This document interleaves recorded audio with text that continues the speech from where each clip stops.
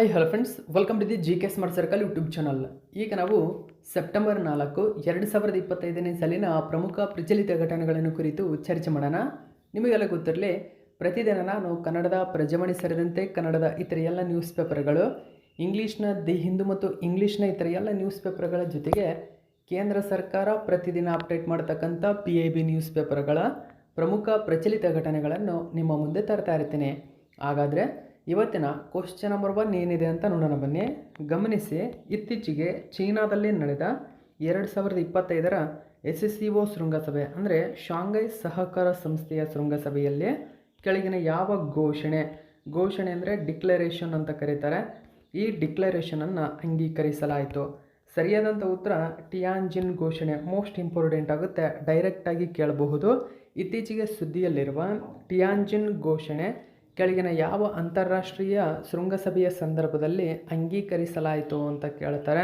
So ಇದನ್ನು SCO ಶೃಂಗಸಭೆಯಲ್ಲಿ ಈ ಘೋಷಣೆಯನ್ನು ಅಂಗೀಕರಿಸಲಾಗಿದೆ. ಹಾಗಾದರೆ ಇದರ ಉದ್ದೇಶವೇನು? ಎಲ್ಲ ಡೀಟೇಲ್ಸನ್ನು ತಿಳ್ಕೊಳ್ಳೋಣ. ಪ್ರೈಮ್ ಮಿನಿಸ್ಟರ್ಸ್ ಆಫೀಸ್ ಅಂದರೆ PIB ನ್ಯೂಸ್ ಪೇಪರಲ್ಲಿ ಈ ಒಂದು ಮಾಹಿತಿಯನ್ನು ಕೊಟ್ಟಿದ್ದರು. ಸೊ ಹೆಚ್ಚಿನ ಡೀಟೇಲ್ಸ್ ಏನಿದೆ ನ್ಯೂಸ್ ಪೇಪರಲ್ಲಿ ಅಂತ ನಾವು ನೋಡೋಣ. Okay, ಟಿಯಾನ್ಜಿನ್ declaration. ಓಕೆ, ಡೀಟೇಲ್ಸನ್ನು ಗಮನಿಸಿ.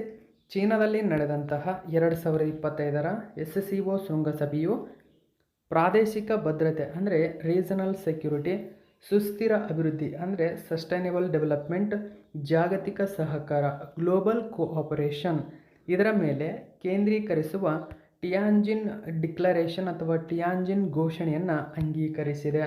ನೋಡಿ, ಹಾಗಾದರೆ ಈ ಟಿಯಾನ್ಜಿನ್ ಘೋಷಣೆ ಯಾವುದಕ್ಕೆ ಸಂಬಂಧಪಟ್ಟಿದೆ ಅಂತ ನಿಮಗೀಗ ಗೊತ್ತಾಗಿದೆ ಅಂದ್ಕೊಳ್ತೇನೆ.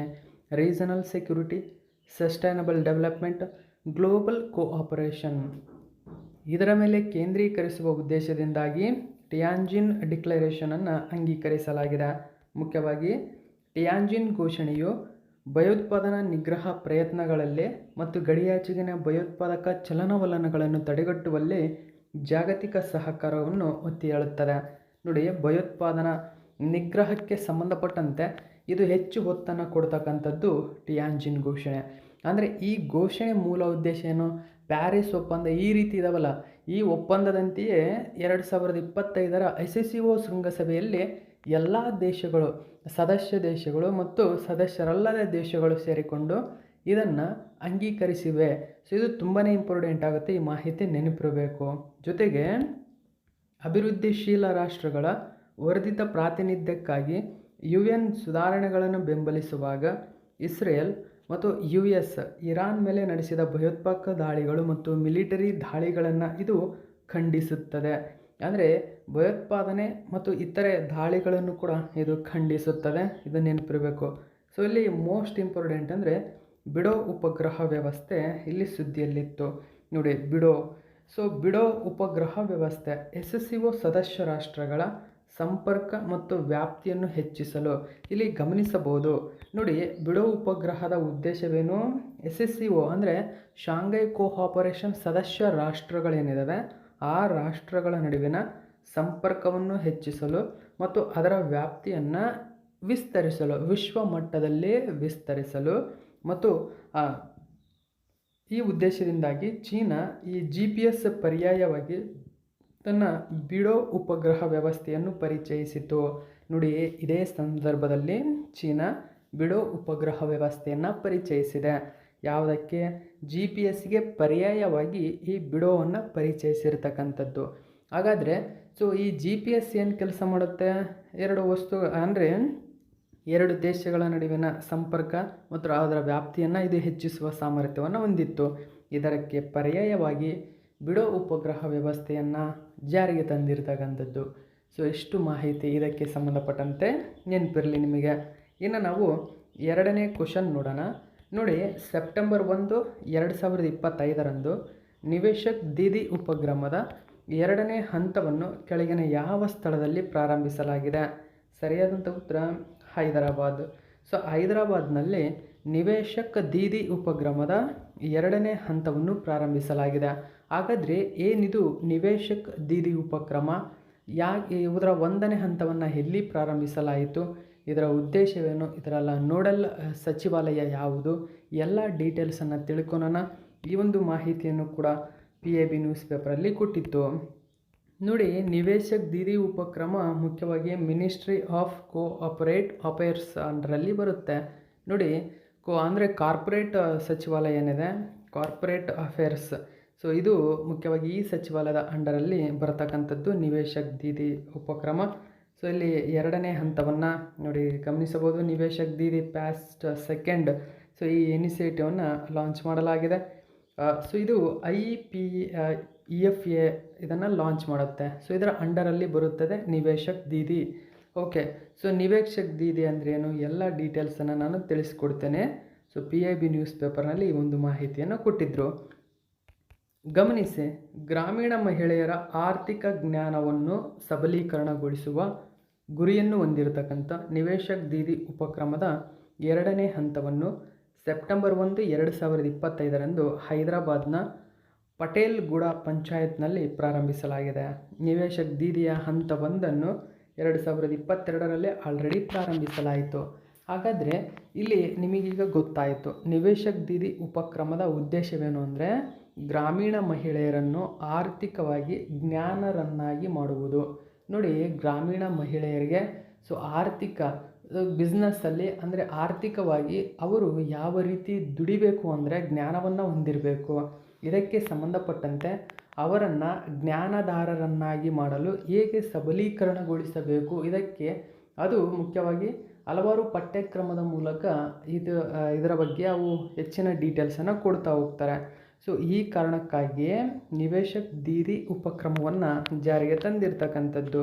ಸೊ ಈಗ ಎರಡನೇ ಹಂತವನ್ನು ಹೈದರಾಬಾದ್ನಲ್ಲಿ ಪ್ರಾರಂಭಿಸಲಾಗಿದೆ. ಆಲ್ರೆಡಿ 1ನೇ ಹಂತವನ್ನು 2022ರಲ್ಲೇ ಪ್ರಾರಂಭಿಸಲಾಗಿತ್ತು. ಮುಖ್ಯವಾಗಿ ನಿವೇಶಕ್ ದೀದಿ ನೋಡಿ, ಮಹಿಳಾ ಅಂಚೆ ನೌಕರರು ಮತ್ತು ಸಮುದಾಯ ಮುಖಂಡರು ತಮ್ಮ ಸ್ಥಳೀಯ ಪ್ರದೇಶಗಳಲ್ಲಿ ಆರ್ಥಿಕ ಶಿಕ್ಷಕರಾಗಿ ಕಾರ್ಯನಿರ್ವಹಿಸಲು ತರಬೇತಿ ನೀಡುವ ಒಂದು ವಿಶಿಷ್ಟ ಉಪಕ್ರಮ. ನೋಡಿ, ತರಬೇತಿಯನ್ನು ನೀಡುತ್ತದೆ.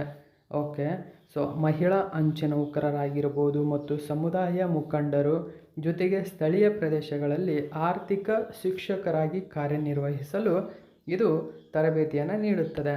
ಹಾಗಾದರೆ ಇದರ ಗುರಿ ಏನು ಅಂತಂದರೆ ಗ್ರಾಮೀಣ ಅರೆ ನಗರ ಅಂದರೆ ನಗರದಿಂದ ಸ್ವಲ್ಪ ಹಿಂದೆ ಇರತಕ್ಕಂಥವರು ಮತ್ತು ಸೌಲಭ್ಯ ವಂಚಿತ ಪ್ರದೇಶಗಳಲ್ಲಿನ ಮಹಿಳೆಯರಲ್ಲಿ ಆರ್ಥಿಕ ಸಾಕ್ಷರತೆಯನ್ನು ಜನಸಾಮಾನ್ಯರ ಸಜ್ಜುಗೊಳಿಸುವಿಕೆಯ ಮತ್ತು ಸಮುದಾಯ ಆಧಾರಿತ ಶಿಕ್ಷಣದ ಮೂಲಕ ಹೆಚ್ಚಿಸುವ ಗುರಿಯನ್ನು ಹೊಂದಿದೆ. ಸೊ ಯಾರಿಗಾಗಿ ಇದಿದೆ ಅಂತ ನಿಮಗೆ ಗೊತ್ತಾಯಿತು. ಗ್ರಾಮೀಣ ಅರೆನಗರ ಮತ್ತು ಸೌಲಭ್ಯ ವಂಚಿತ ಮತ್ತು ಆರ್ಥಿಕವಾಗಿ ಸಾಕ್ಷರತೆ ಇಲ್ಲದವರು, ಇವರಿಗೆ ಇದು ಶಿಕ್ಷಣದ ಮೂಲಕ ಅವರ ಜ್ಞಾನವನ್ನು ಹೆಚ್ಚಿಸುವ ಜವಾಬ್ದಾರಿಯನ್ನು ಹೊಂದಿದೆ. ಮುಖ್ಯವಾಗಿ ಗ್ರಾಮೀಣ ಮಹಿಳೆಯರಿಗೆ ತಿಳುವಳಿಕೆಯುಳ್ಳ ಆರ್ಥಿಕ ನಿರ್ಧಾರಗಳನ್ನು ತೆಗೆದುಕೊಳ್ಳಲು ಕೌಶಲ್ಯ ಮತ್ತು ಆತ್ಮವಿಶ್ವಾಸದಿಂದ ಅವರನ್ನು ಸಬಲೀಕರಣಗೊಳಿಸುತ್ತದೆ. ಹಾಗಾದರೆ ಇದರ ನೋಡಲ್ ಸಚಿವಾಲಯ ಯಾವುದು ಅಂತ ಕೇಳಿದರೆ ಕಾರ್ಪೊರೇಟ್ ವ್ಯವಹಾರಗಳ ಸಚಿವಾಲಯ. ಸೊ ಇದನ್ನು IEPFA ಅಂದರೆ ಹೂಡಿಕೆದಾರ ಶಿಕ್ಷಣ ಮತ್ತು ರಕ್ಷಣಾ ನಿಧಿ ಪ್ರಾಧಿಕಾರ ಮತ್ತು ಇಂಡಿಯಾ ಪೋಸ್ಟ್ ಪಾವತಿ bank, so India post payment ಬ್ಯಾಂಕ್ನಿಂದ ಇದನ್ನು ಪ್ರಾರಂಭಿಸಲಾಗಿದೆ. ನೋಡಿ, ನಿವೇಶಕ್ ದೀದಿ ಉಪಕ್ರಮವನ್ನು ಯಾರು ಪ್ರಾರಂಭಿಸಿದ್ದಾರೆ ಅಂತ ಕೇಳಿದರೆ IEPFA ಮತ್ತು IPPB ಇವೆರಡೂ ಪ್ರಾರಂಭಿಸಿವೆ. ಯಾವ ಒಂದು ಕೇಂದ್ರ ಸಚಿವಾಲಯ ನೋಡಲ್ ಸಚಿವಾಲಯ ಅಂತ ಕೇಳಿದ್ರೆ ಕಾರ್ಪೊರೇಟ್ ವ್ಯವಹಾರಗಳ ಸಚಿವಾಲಯ ಎಂಬುದು ನೆನಪಿರಬೇಕು. ಓಕೆ, ಇದು ಎರಡನೇ ಕ್ವಶನ್ನ ಪೂರ್ಣ ಮಾಹಿತಿ. ನೆಕ್ಸ್ಟ್ ಮೂರನೇ ಕ್ವಶನ್ ನೋಡಿ, 2025ರಲ್ಲಿ ಅಮೇರಿಕದೊಂದಿಗೆ ನಡೆಯಲಿರುವ 21ನೇ ಆವೃತ್ತಿಯ ಯುದ್ಧ ಅಭ್ಯಾಸ ಜಂಟಿ ಮಿಲಿಟರಿ ವ್ಯಾಯಾಮದಲ್ಲಿ ಕೆಳಗಿನ ಯಾವ ಭಾರತೀಯ ಸೇನಾ ರೆಜಿಮೆಂಟ್ ಭಾಗವಹಿಸುತ್ತದೆ? ಓಕೆ, ಸೊ ಯಾವ ಸೇನಾ ರೆಜಿಮೆಂಟ್ ಇಲ್ಲಿ ಭಾಗವಹಿಸುತ್ತದೆ ಅಂತ ಕೇಳಿದರೆ ಆಪ್ಷನ್ ನಂಬರ್ 3 ಮದ್ರಾಸ್ ರೆಜಿಮೆಂಟ್. ನೋಡಿ, ಅಮೇರಿಕದಲ್ಲಿ ಪ್ರತಿ ವರ್ಷ ನಡೀತಕ್ಕಂಥ ಯುದ್ಧ ಅಭ್ಯಾಸ ಇದು ಭಾರತ ಮತ್ತು ಅಮೇರಿಕದೊಂದಿಗೆ ನಡೀತಕ್ಕಂಥ ಅತಿ ಪ್ರಮುಖ ಮಿಲಿಟರಿ ವ್ಯಾಯಾಮವಾಗಿದೆ. ಯುದ್ಧ ಅಭ್ಯಾಸ ಇದರಲ್ಲಿ ಭಾರತದಿಂದ ಮದ್ರಾಸ್ ರೆಜಿಮೆಂಟ್ ಭಾಗವಹಿಸ್ತಾ ಇದೆ. ಸೊ ಈ ಯುದ್ಧ ಅಭ್ಯಾಸ ಈ ವರ್ಷ 21ನೇ ಆವೃತ್ತಿದ್ದು ಎಂಬುದನ್ನು ಗಮನಿಸಬೇಕು. ಹೆಚ್ಚಿನ ಡೀಟೇಲ್ಸನ್ನು ನೋಡೋಣ. ಸೊ ಇದನ್ನು ಕೂಡ PIB ನ್ಯೂಸ್ ಪೇಪರಲ್ಲಿ ಕೊಟ್ಟಿದ್ದಾರೆ. ಇಂಡಿಯನ್ ಆರ್ಮಿ ನೋಡಿ contingent departs for India US joint military exercise Yudh Abhyas 2025. So ಯುದ್ಧ ಅಭ್ಯಾಸ್ 2025 ಆರಂಭಗೊಂಡಿದೆ. ಇದರಲ್ಲಿ ಭಾರತದ ಮದ್ರಾಸ್ ರೆಜಿಮೆಂಟ್ ಒಂದು ಭಾಗವಹಿಸಲಿದೆ. ನೋಡಿ ಗಮನಿಸಬಹುದು. ಸೊ ಇಲ್ಲಿ ಮಾಹಿತಿಯನ್ನು ಗಮನಿಸಿ.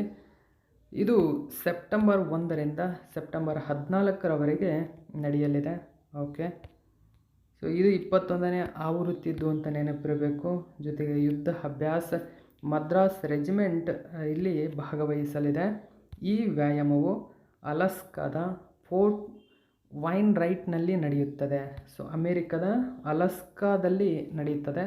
ಅದರಲ್ಲಿ ಮುಖ್ಯವಾಗಿ ಪೋರ್ಟ್ ವೈನ್ರೈಟ್ನಲ್ಲಿ ನಡೆಯುತ್ತದೆ ಮತ್ತು ಭಾರತೀಯ ಮತ್ತು US ಸಶಸ್ತ್ರ ಪಡೆಗಳ ನಡುವಿನ ಪರಸ್ಪರ ಕಾರ್ಯಸಾಧ್ಯತೆಯನ್ನು ಸುಧಾರಿಸುವ ಗುರಿಯನ್ನು ಈ ಒಂದು ವ್ಯಾಯಾಮ ಹೊಂದಿದೆ. ಸೊ ಇಷ್ಟು ಮಾಹಿತಿ ನೆನಪಿರಲಿ. ನೆಕ್ಸ್ಟ್ 4ನೇ ಕ್ವಶನ್ ನೋಡಿ.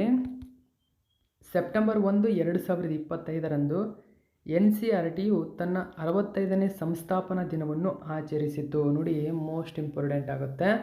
NCERT ಸ್ಥಾಪನೆಯಾಗಿ 65 ವರ್ಷಗಳು ಕಳೆದಿವೆ. ಈ ದಿನದ ಸಂದರ್ಭದಲ್ಲಿ NCERT ತನ್ನ 65ನೇ ಸಂಸ್ಥಾಪನಾ ದಿನವನ್ನು ಆಚರಿಸಿತು. ಇದೇ ಸಂದರ್ಭದಲ್ಲಿ NCERT ಏನು ಮಾಡಿದೆ, ಹಲವಾರು ಉಪಕ್ರಮಗಳನ್ನು ಅನಾವರಣಗೊಳಿಸಿತು. ಹಲವಾರು ಉಪಕ್ರಮ ಅಂದರೆ ತನ್ನ ನೋಡಿ ಪ್ರಶಾಸ್ಟ್ ಆಗಿರ್ಬೋದು, ದೀಕ್ಷಾ ಆಗಿರ್ಬೋದು, ಹೀಗೆ ವಿಶಿಷ್ಟ ಹಲವಾರು ಉಪಕ್ರಮಗಳನ್ನು ಇದೇ ಸಂದರ್ಭದಲ್ಲಿ ಲಾಂಚ್ ಮಾಡಿತು. ಸೊ ಹಾಗಾದರೆ ಈ ಕೆಳಗಿನವುಗಳಲ್ಲಿ ಯಾವುದನ್ನು ಈ ಕಾರ್ಯಕ್ರಮದ ಸಮಯದಲ್ಲಿ ಪ್ರಾರಂಭಿಸಲಾಗಿಲ್ಲ? ಸೊ ಇಲ್ಲಿ ನಾನು ಆಪ್ಷನನ್ನು ಕೊಟ್ಟಿದ್ದೇನೆ. ಇದಕ್ಕೆ ಸರಿಯಾಗಿರ್ತಕ್ಕಂಥ ಉತ್ತರ NCF 2025. ಸೊ ರಾಷ್ಟ್ರೀಯ ಪಠ್ಯಕ್ರಮ ಚೌಕಟ್ಟು NCF ಅಲ್ಲಿ ಆರಂಭಗೊಂಡಿಲ್ಲ. ಸೊ ಈ ಸಂದರ್ಭದಲ್ಲಿ ಬಾಲವಾಟಿಕಾ PME ವಿದ್ಯೆ ಡಿಜಿಟಲ್ ಚಾನಲ್ ಸಂಖ್ಯೆ 35 ಬಿಡುಗಡೆಯಾಗಿದೆ. ದೀಕ್ಷಾ 2.0 ಬಿಡುಗಡೆಯಾಗಿದೆ. ಪ್ರಶಾಸ್ಟ್ 2.0 ಬಿಡುಗಡೆಯಾಗಿದೆ. ಸೊ NCERT ತನ್ನ ಸಂಸ್ಥಾಪನಾ ದಿನದ ಸಂದರ್ಭದಲ್ಲಿ ಹಲವಾರು ಉಪಕ್ರಮಗಳನ್ನು ಲಾಂಚ್ ಮಾಡಿದೆ. ಆ ಎಲ್ಲ ಡೀಟೇಲ್ಸನ್ನು ನಾನು ತಿಳಿಸ್ಕೊಡ್ತೀನಿ. ಇದಕ್ಕೆ ಸರಿಯಾಗಿರ್ತಕ್ಕಂಥ ಉತ್ತರ NCERT 2025 NCF 2025 ಎಂಬುದು. ದ ಇಂಡಿಯನ್ ಎಕ್ಸ್ಪ್ರೆಸ್ ಪೇಪರು ಮತ್ತು ಕನ್ನಡದ ನ್ಯೂಸ್ ಪೇಪರು ಆಲ್ಮೋಸ್ಟ್ ಎಲ್ಲ ನ್ಯೂಸ್ ಪೇಪರಲ್ಲಿ ಒಂದು ಮಾಹಿತಿಯನ್ನು ಕೊಟ್ಟಿದ್ದರು. NCERT launches Balvatika TV channel and Diksha 2.0 on its 65th foundation day. 65ನೇ ಸಂಸ್ಥಾಪನಾ ದಿನದ ಸಂದರ್ಭದಲ್ಲಿ ಲಾಂಚ್ ಮಾಡಿದೆ. ಸೊ ಎಲ್ಲ ಡೀಟೇಲ್ಸನ್ನು ನಾವು ನೋಡೋಣ. ಕೇಂದ್ರ ಶಿಕ್ಷಣ ಸಚಿವರಾಗಿರ್ತಕ್ಕಂಥ ಶ್ರೀ ಧರ್ಮೇಂದ್ರ ಪ್ರಧಾನ್ ಅವರು ಇಂದು ರಾಷ್ಟ್ರೀಯ ಶೈಕ್ಷಣಿಕ ಸಂಶೋಧನೆ ಮತ್ತು ತರಬೇತಿ ಮಂಡಳಿ ಅಂದರೆ NCERTಯ 65ನೇ ಸಂಸ್ಥಾಪನಾ ದಿನಾಚರಣೆಯನ್ನುದ್ದೇಶಿಸಿ ಮಾತನಾಡಿದರು. ಇದೇ ಸಂದರ್ಭದಲ್ಲಿ ಇವರು ಮತ್ತು NCERT ಹಲವಾರು ಉಪಕ್ರಮಗಳನ್ನು ಪ್ರಾರಂಭಿಸಿತು. ಅದರಲ್ಲಿ ಒಂದನೇ ಪ್ರಮುಖ ಉಪಕ್ರಮ ಅಂದರೆ PME ವಿದ್ಯಾ ಮೊಬೈಲ್ ಅಪ್ಲಿಕೇಶನ್. ನೋಡಿ PME ವಿದ್ಯಾ ಎಂಬುದು ಒಂದು ಮೊಬೈಲ್ ಅಪ್ಲಿಕೇಶನ್ ಆಗಿದೆ.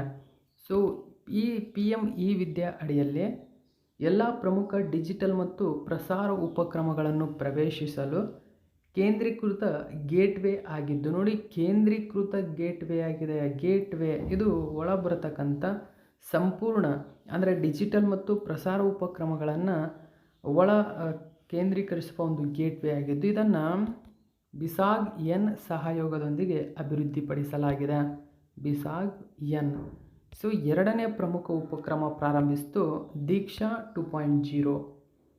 ಇದು ರಚನಾತ್ಮಕ ಪಾಠಗಳು, ಹೊಂದಾಣಿಕೆಯ ಮೌಲ್ಯಮಾಪನಗಳು, ಕಾರ್ಯಕ್ಷಮತೆಯ ಪ್ರತಿಕ್ರಿಯೆ, ಚರ್ಚಾ ವೇದಿಕೆಗಳು, ಗಟ್ಟಿಯಾಗಿ ಓದಿಕೆ ಮತ್ತು ಮುಚ್ಚಿದ ಶೀರ್ಷಿಕೆ ಆಗಿರ್ಬೋದು, ಪಠ್ಯ ಫೈಲ್ಗಳ ಅನುವಾದದಂತಹ AI ಪರಿಕರಗಳನ್ನು 12 ಭಾಷೆಗಳಿಗೆ ಹೊಂದಿದೆ.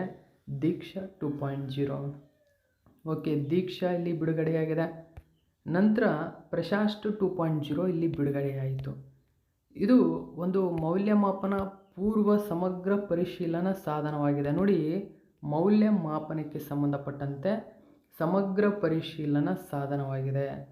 ಸೊ ಇದು ಅಂಗವಿಕಲರ ಮಕ್ಕಳನ್ನು ಮೊದಲೇ ಗುರುತಿಸಲು ಮೊಬೈಲ್ ಮತ್ತು ವೆಬ್ ವೇದಿಕೆಗಳನ್ನು ವರ್ಧಿಸುತ್ತದೆ. ಪ್ರಶಾಸ್ಟ್ 2.0 ನೋಡಿ, ಇದು ಮೌಲ್ಯಮಾಪನದ ಸಮಗ್ರ ಪರಿಶೀಲನಾ ಸಾಧನವಾಗಿದೆ. ಅಂಗವಿಕಲ ಮಕ್ಕಳನ್ನು ಮೊದಲೇ ಗುರುತಿಸಲು ಮೊಬೈಲ್ ಮತ್ತು ವೆಬ್ ವೇದಿಕೆಗಳನ್ನು ಇದು ವರ್ಧಿಸುತ್ತದೆ. ಸೊ ಪ್ರಶಾಸ್ಟ್ 2.0 ನೆನಪಿರಲಿ. ಜೊತೆಗೆ ಇನ್ನೊಂದು ಪ್ರಮುಖ ಬಿಡುಗಡೆ ಆಯಿತು, ಕಿತಾಬ್ ಏಕ್ ಪಡೆ ಅನೇಕ್ ಅಂತ. ಸೊ ಇದು ಏನು ಮಾಡುತ್ತೆ, ಇದು NEP 2020 ಅಂದರೆ ಸೊ ನ್ಯಾಷನಲ್ ಎಜುಕೇಷನ್ ಪಾಲಿಸಿ ಏನಿದೆ, ರಾಷ್ಟ್ರೀಯ ಶಿಕ್ಷಣ ನೀತಿ 2020, ಇದರ ಸಂಯೋಜಿತ ಉಪಕ್ರಮ. ಅಂದರೆ NEP 2020 ಅಡಿಯಲ್ಲಿ ಬರುವ ಒಂದು ಉಪಕ್ರಮವಾಗಿದ್ದು, ಸಾರ್ವತ್ರಿಕ ಕಲಿಕೆಯ ವಿನ್ಯಾಸ ಆಧಾರಿತ ಪ್ರವೇಶಿಸಬಹುದಾದ ಡಿಜಿಟಲ್ ಮತ್ತು ಮುದ್ರಿತ ಪಠ್ಯಪುಸ್ತಕಗಳನ್ನು ಸಮಗ್ರ ತರಗತಿ ಕೊಠಡಿಗಳಿಗಾಗಿ ರಚಿಸಲು ವಿಶೇಷವಾಗಿ ದಿವ್ಯಾಂಗ ವಿದ್ಯಾರ್ಥಿಗಳು ಮತ್ತು ಸಾಮಾಜಿಕ ಆರ್ಥಿಕವಾಗಿ ಅನುಕೂಲಕರ ಗುಂಪುಗಳ ಮಕ್ಕಳಿಗೆ ಪ್ರಯೋಜನಗಳನ್ನು ನೀಡುತ್ತದೆ. ಸೊ ಕಿತಾಬ್ ಏಕ್ ಪಡೆ ಅನೇಕ್, ಸೊ ಇದು ಕೂಡ ಈ ಸಂದರ್ಭದಲ್ಲಿ ಲಾಂಚ್ ಆಯಿತು. ಇನ್ನೊಂದು ಅತ್ಯಂತ ಪ್ರಮುಖ ಉಪಕ್ರಮ ಅಂದರೆ ಬಾಲ್ವಾಟಿಕ. ನೋಡಿ, ಬಾಲ್ವಾಟಿಕ ಇದು PM e-ವಿದ್ಯಾ ಡಿಜಿಟಲ್ ಚಾನಲ್ ಸಂಖ್ಯೆ 35 3ರಿಂದ 6 ವರ್ಷ ವಯಸ್ಸಿನ ಮಕ್ಕಳಿಗೆ ಸಂವಾದಾತ್ಮಕ ವಿಷಯ, ನೋಡಿ ಸಂವಾದಾತ್ಮಕ ವಿಷಯವನ್ನು ಒದಗಿಸಲು ಪ್ರಾರಂಭಿಸಲಾಗಿದೆ. ಬಾಲ್ವಾಟಿಕೆ ಎಂಬುದು ನೋಡಿ 3ರಿಂದ 6 ವರ್ಷದ ವಯಸ್ಸಿನ ಮಕ್ಕಳಿಗೆ ಸಂವಾದಾತ್ಮಕ ವಿಷಯಗಳನ್ನು ನೀಡುವ ಉದ್ದೇಶದಿಂದಾಗಿ ಇದನ್ನು ಪ್ರಾರಂಭಿಸಲಾಗಿದೆ.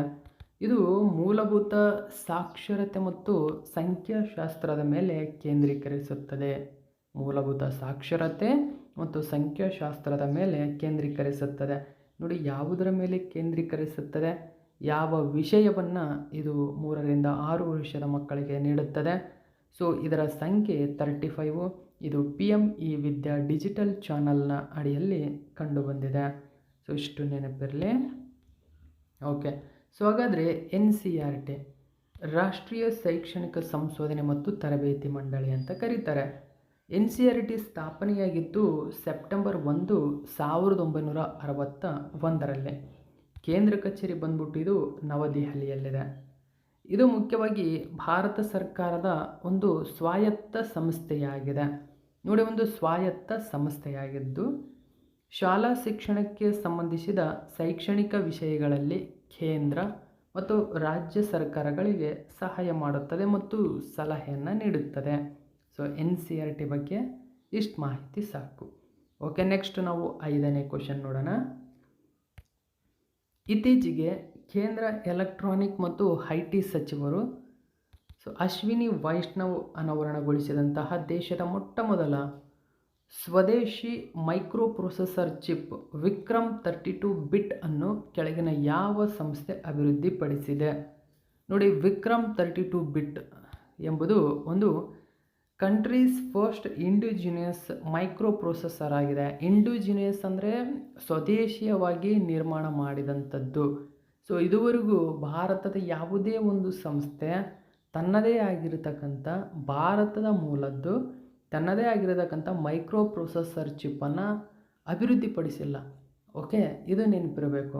ಸೊ ಇದೇ ಮೊಟ್ಟ ಮೊದಲ ಬಾರಿಗೆ ಸ್ವದೇಶೀಯವಾಗಿ ವಿಕ್ರಮ್ 32 ಬಿಟ್ ಎಂಬ ಮೈಕ್ರೋ ಪ್ರೊಸೆಸರನ್ನು ಅಭಿವೃದ್ಧಿಪಡಿಸಿದೆ. ಸೊ ಇದು ಎಷ್ಟು ಬಿಟ್ಟನ್ನು ಒಳಗೊಂಡಿದೆ?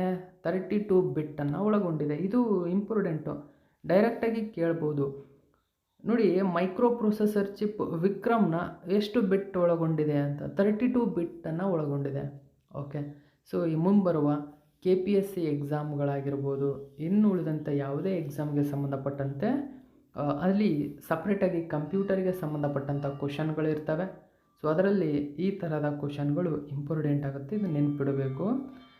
ಓಕೆ, ಸೊ ಇದನ್ನು ಇಸ್ರೋ ಅಭಿವೃದ್ಧಿಪಡಿಸಿದೆ. ಮೋಸ್ಟ್ ಇಂಪಾರ್ಟೆಂಟ್ ನೋಡಿ. ಸೊ ಈ ಚಿಪ್ಪನ್ನು ಅಭಿವೃದ್ಧಿಪಡಿಸಿರ್ತಕ್ಕಂಥದ್ದು ಇಸ್ರೋ. ಓಕೆ, ಇಸ್ರೋ ಇದನ್ನು ಅಭಿವೃದ್ಧಿಪಡಿಸಿದೆ. ಹೆಚ್ಚಿನ ಡೀಟೇಲ್ಸ್ ನೋಡೋಣ. ಕನ್ನಡಪ್ರಭ ನ್ಯೂಸ್ ಪೇಪರಲ್ಲಿ ಮಾಹಿತಿಯನ್ನು ಕೊಟ್ಟಿದ್ದರು. ಆಲ್ಮೋಸ್ಟ್ ಎಲ್ಲ ನ್ಯೂಸ್ ಪೇಪರ್ಗಳಲ್ಲಿ ಇಸ್ರೋದ ರಾಕೆಟ್ಗೆ ಇದನ್ನು ಆಲ್ರೆಡಿ ಬಳಸಲಾಗಿದೆ. ಹೊಸ ವಿಕ್ರಮ, ದೇಶದ ಮೊಟ್ಟ ಮೊದಲ 32 ಬಿಟ್ ಮೈಕ್ರೋ ಪ್ರೊಸೆಸರ್ ಚಿಪ್ ವಿಕ್ರಮ್ 32 ಬಿಡುಗಡೆಯಾಗಿದೆ. ಸೊ ಇಸ್ರೋದ ಚಿಪ್ ಮೋದಿಗೆ ಹಸ್ತಾಂತರಿಸಲಾಗಿದೆ. ಓಕೆ, ಸೊ ಹೆಚ್ಚಿನ ಡೀಟೇಲ್ಸ್ ನಾವು ನೋಡೋಣ. ದೇಶದ ಮೊಟ್ಟ ಮೊದಲ ಸ್ವದೇಶಿ ಚಿಪ್ ಅಂತ ಕರೀತಾರೆ ಇದನ್ನು. ಸೊ ವಿಕ್ರಮ್ ಎಂಬುದು 32 ಬಿಟ್ ಹೊಂದಿದೆ. ಸೊ ಇದು ಮೈಕ್ರೋ ಪ್ರೊಸೆಸರ್ ಚಿಪ್ಪನ್ನು ಇದನ್ನು ಕೇಂದ್ರ ಎಲೆಕ್ಟ್ರಾನಿಕ್ ಮತ್ತು ಹೈಟೆಕ್ ಸಚಿವರು ಅನಾವರಣಗೊಳಿಸಿದ್ದಾರೆ. ಸೊ ಇದನ್ನು ಭಾರತೀಯ ಬಾಹ್ಯಾಕಾಶ ಸಂಶೋಧನಾ ಸಂಸ್ಥೆ ಅಂದರೆ ಇಸ್ರೋ ತನ್ನ ಸೆಮಿಕಂಡಕ್ಟರ್ ಪ್ರಯೋಗಾಲಯದಲ್ಲಿ ಅಭಿವೃದ್ಧಿಪಡಿಸಿದೆ. ಈ ಹಿಂದೆ 16 ಬಿಟ್ನ ಚಿಪ್ ಅಭಿವೃದ್ಧಿಪಡಿಸಿದಂತಹ ಇಸ್ರೋ 32 ಬಿಟ್ನ ಚಿಪ್ ಇದೀಗ ಅಭಿವೃದ್ಧಿಪಡಿಸಿದೆ. ಇದನ್ನು ಕಳೆದ ಡಿಸೆಂಬರ್ನಲ್ಲಿ ಉಡಾವಣೆಗೊಂಡಂತಹ ಸ್ಪೀಡೆಕ್ಸ್ ನೌಕೆ ಇದ್ದ PSLV C-60 ರಾಕೆಟ್ನಲ್ಲಿ ಯಶಸ್ವಿಯಾಗಿ ಬಳಸಲಾಗಿತ್ತು. 2021ರಲ್ಲಿ ಪ್ರಾರಂಭವಾದಂತಹ ಭಾರತದ ಸೆಮಿಕಂಡಕ್ಟರ್ ಮಿಷನ್, ಇದು ತುಂಬಾ ಇಂಪಾರ್ಟೆಂಟ್, ನೆನ್ಪಿಟ್ಕೋಬೇಕು ನೋಡಿ. ಇಂಡಿಯನ್ ಸೆಮಿಕಂಡಕ್ಟರ್ ಮಿಷನ್ ಯಾವಾಗ ಪ್ರಾರಂಭಿಸಲಾಯಿತು ಅಂತ ಕೇಳಿದರೆ 2021. ಒಂದು ಸರಿ ಎಕ್ಸಾಮಲ್ಲೂ ಆಲ್ರೆಡಿ ಕೇಳಿದ್ದಾರೆ.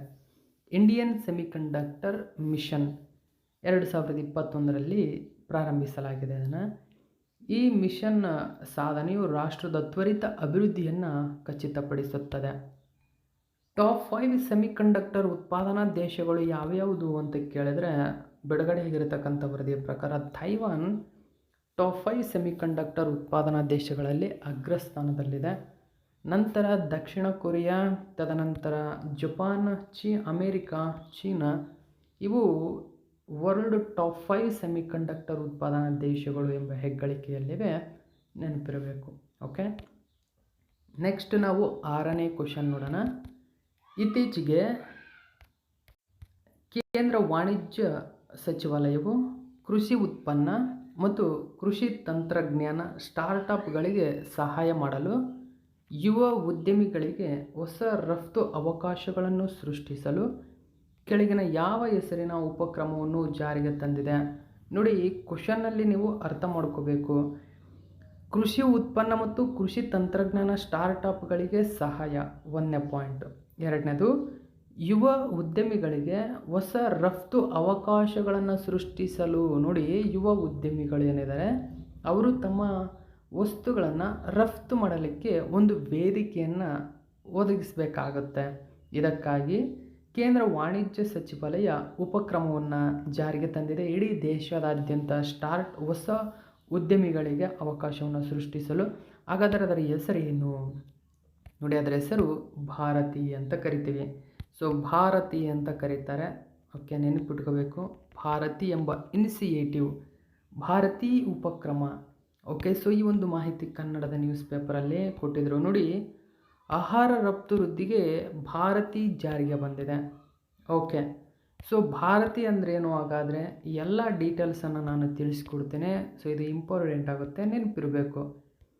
ಗಮನಿಸಿ, ಕೃಷಿ ಉತ್ಪನ್ನ ಮತ್ತು ಕೃಷಿ ತಂತ್ರಜ್ಞಾನ ಸ್ಟಾರ್ಟಪ್ಗಳಿಗೆ ಸಹಾಯ, ನಾವೀನ್ಯತೆಯನ್ನು ಉತ್ತೇಜಿಸಲು, ಯುವ ಉದ್ಯಮಿಗಳಿಗೆ ಹೊಸ ರಫ್ತು ಅವಕಾಶ ಸೃಷ್ಟಿಸಲು ಭಾರತಿ ಎಂಬ ಹೊಸ ಕಾರ್ಯಕ್ರಮವನ್ನು ವಾಣಿಜ್ಯ ಸಚಿವಾಲಯವು ಕೃಷಿ ಮತ್ತು ಸಂಸ್ಕರಿಸಿದ ಆಹಾರ ಉತ್ಪನ್ನಗಳ ರಫ್ತು ಪ್ರಾಧಿಕಾರ ಅಂದರೆ ಅಫೇಡಾ ಮೂಲಕ ಆರಂಭಿಸಿದೆ.